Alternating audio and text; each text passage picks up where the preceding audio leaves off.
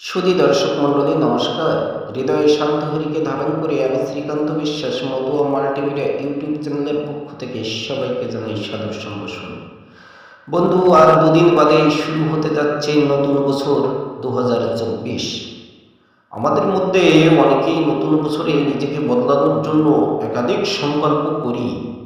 সুস্বাস্থ্য অর্জনের অথবা পয়সা অপচয় কমানোর সংকল্প করি, অথবা নতুন কোনো অভ্যাস অর্জনের চেষ্টা করি, অথবা কোনো বদ অভ্যাস বর্জনের চেষ্টা করি। বন্ধু, যে সংকল্পই আপনি গ্রহণ করুন তা অর্জনের জন্য আপনার যেটি অবশ্য প্রয়োজন তা হলো মোটিভেশন বা নিজের মধ্যে উদ্দীপনা সৃষ্টি করা। কিন্তু আমরা সবাই জানি সেই উদ্দীপনা তৈরি করা কতটা কষ্টকর। যুক্তরাষ্ট্রের স্ক্যানট্রন বিশ্ববিদ্যালয়ের এক গবেষণায় দেখা গেছে মাত্র 8% মানুষ নববর্ষে নেওয়া সংকল্প বাস্তবায়ন করতে পারে। কিন্তু আপনাকে সেই 92% ব্যর্থ মানুষের তালিকায় থাকতে হবে এমন তো কোনো কথা নেই। কীভাবে আপনি সফল হতে পারেন সেই সম্পর্কে কিছু টিপস দেব, চেষ্টা করে দেখুন। আপনার জন্য রইল নতুন বছরের অগ্রিম শুভেচ্ছা। এবং আমি যে কথাগুলো বলবো সেগুলো যদি অনুসরণ করতে পারেন তবে নতুন বছরে আপনি কিছু নতুনত্ব অর্জন করবেন। বন্ধু, আপনি এমন সংকল্প নিন যেটা বাস্তবে মেনে চলা সম্ভব, তাহলেই আপনার সাফল্যের সম্ভাবনা বাড়বে। প্রধান একটি সমস্যা হচ্ছে আমরা অতিমাত্রায় উচ্চ অভিলাষী এবং উচ্চ অভিলাষীর লক্ষ্য নির্ধারণ করি। এমন একটা কিছু ভেবে বসি যে নতুন বছরে আমি এক নতুন মানুষ হয়ে উঠব। এমন ভাবনার ভিত্তিটাই গরল, বলেছেন মনোবিজ্ঞানী র্যাসেল ওয়েনস্টেইন।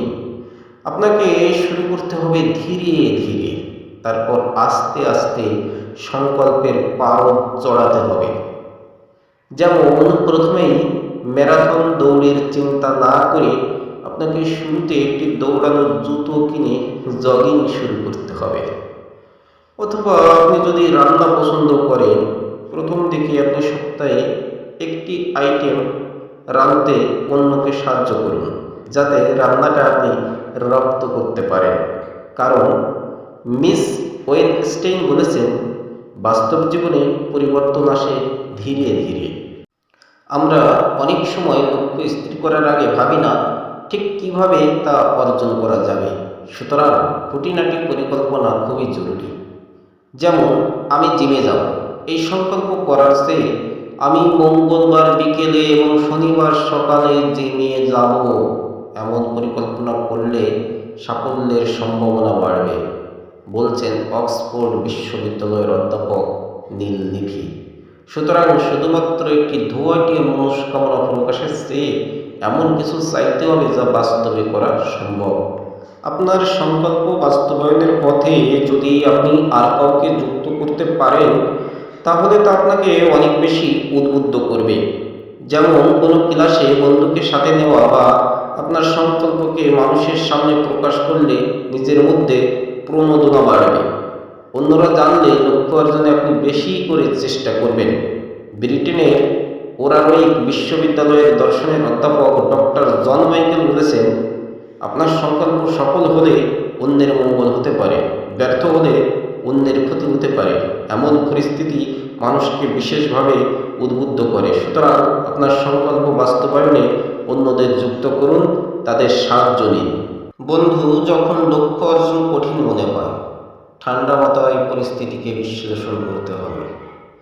কী ধরনের সমস্যার মুখোমুখি আপনাকে হতে হচ্ছে, কোন কৌশল সবচেয়ে কার্যকর, কোন কৌশল কাজে লাগছে না। বিশ্লেষণের পর আপনাকে বাস্তবমুখী পথ বেছে নিতে হবে। স্বল্প অর্জনকেও দাম দিতে হবে। প্রতিদিনের জীবনযাপনে সামান্য অদল বদলও অনেক সাফল্য বয়ে আনতে পারে। যেমন সাদা রঙের পাস্তা বা সাদা আটার রুটির বদলে আপনি বাদামি রঙের পাস্তা বা বাদামি গমের আটার রুটি খাওয়া শুরু করতে পারেন। কেক বা চিপসের বদলে সবজির স্টিক খেতে পারেন। এর জন্য খুব একটি কষ্ট করতে হবে না, শুধু নিজের অভ্যাসটাকে পাল্টাতে হবে। সবচেয়ে ভালো এবং কার্যকরী নববর্ষ সংকল্প সেগুলোই। যেগুলো আপনার দীর্ঘমেয়াদী লক্ষ্যের একটি অংশ হবে। আপনার যদি খেলাধুলোর ব্যাপারে আগ্রহী না থাকে, হ্যাঁ, আপনার যদি খেলাধুলোর ব্যাপারে মোটেও আগ্রহী না থাকে, তাহলে আপনার পক্ষে একজন চৌকস অ্যাথলেট হওয়া কখনোই সম্ভব নয়। মনোবিজ্ঞানী ডক্টর অ্যান সুইনবোর্ন বলেছেন, যেসব মানুষ মনের জোরের উপর নির্ভর করে তাদের ব্যর্থতার সম্ভাবনা বেশি। সুতরাং এমন সংকল্প নিন যা নিয়ে আপনার আগ্রহ রয়েছে। যদি আপনার গান শেখার প্রতি তীব্র আগ্রহ থাকে, তাহলে এই নতুন বছরেই আপনি একজন সুন্দর গানের শিক্ষক বেছে নিন এবং তার কাছে স্বরলিপি, গান বাজনার কলা কৌশল শিখে নিন। আপনি যদি ভালো রাঁধুনি হতে চান, তাহলে একটি রান্নার বই ক্রয় করে কিভাবে রান্না করতে হবে সিস্টেমেটিকভাবে রান্না করার পদ্ধতি শিখে নিন। মূলত আপনার যে কাজে আগ্রহ, সেই কাজ আপনি আগে বেছে নিন, যে আমি এইটা করব, এতে আমার আগ্রহ রয়েছে। নিজের মনের উপর জোর দিলে তো হবে না, আগে দেখতে হবে যে আমার এতে আগ্রহ আছে কি না। কোনো কাজে যদি আপনার আগ্রহ থাকে, সেই কাজেই আপনি সফল হবেন। আপনি যদি একজন স্ক্রিপ্ট রাইটার বা নাট্যকার হতে চান, তাহলে আপনাকে নাটক কিভাবে লিখতে হয় সেটি জানতে হবে। থিয়েটারের সঙ্গে আপনি যোগদান করতে পারেন, তারা কিভাবে নাটক লিখে ভালো ভালো নাট্যকারের সঙ্গে পরিচয় রাখতে পারেন, তাদের সঙ্গে যোগাযোগ করতে পারেন। এভাবে আপনিও ধীরে ধীরে একটি নাটকের বই ক্রয় করলেন, কীভাবে নাটক লেখা আছে, সংলাপ কীভাবে লিখতে হয়, এগুলো আয়ত্তে আপনার এসে যাবে, যদি আপনার নাটক লেখার প্রতি আগ্রহ থাকে। মূলত হচ্ছে আগ্রহ। আপনি কোন কাজটি করবেন সেই কাজটির প্রতি আপনার আগ্রহ থাকতে হবে। কাউকে খুশি করার জন্য কিছু করবেন না, নিজেকে খুশি করার জন্য। নিজে যে কাজটি ভালো করতে পারেন বলে মনে হয়, যে কাজের প্রতি আগ্রহ থাকে, সেই কাজে করুন, সফলতা আপনার আসবেই আসবে। তো দর্শক মণ্ডলী, এই ছিল আজকের ভিডিও। আশা করি ভিডিওটি আপনাদের ভালো লেগেছে।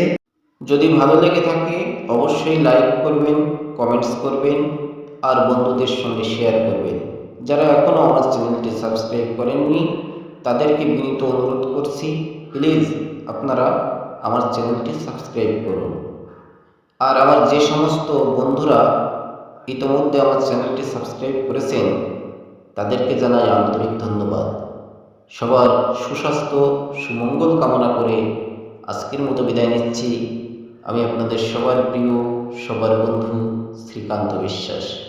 সবার মঙ্গল হোক, মঙ্গল হোক, মঙ্গল হোক। জয় মা, জয় মা, জয় মা। জয় হরি বল, জয় হরি বল, জয় হরি বল।